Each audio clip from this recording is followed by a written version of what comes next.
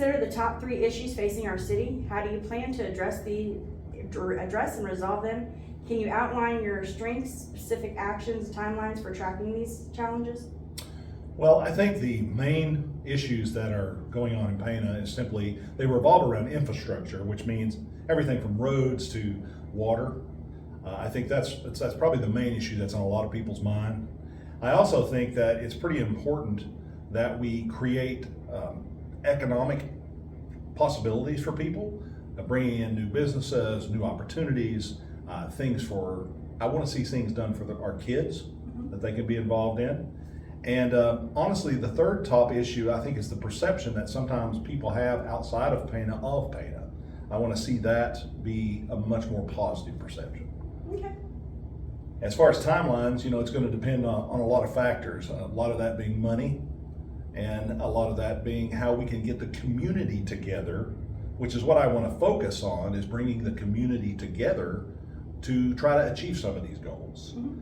I think that having an open door policy and a lot of transparency is the best way to go. Okay. Well, that's a lot of questions all in one. So, 3 of the biggest problems that we have here in Pana, or 3 that we've had before, that we're doing a lot of work on, and I think that we've made a lot of strides on.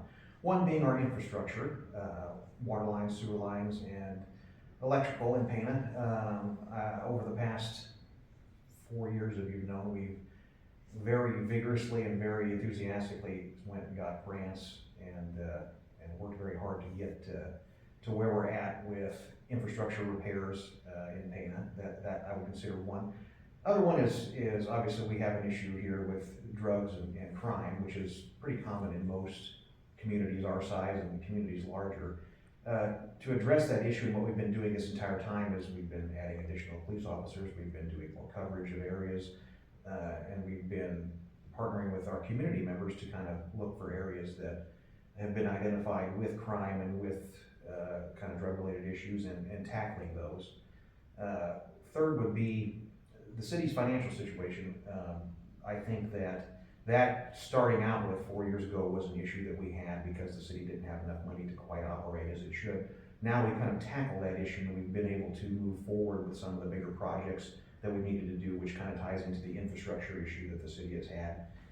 But I'm very confident that over the past 4 years and going forward into the next 4 years, based upon the economic recovery plan that we've written and implemented and utilized, that we'll make strides getting there and accomplishing that goal by 2020.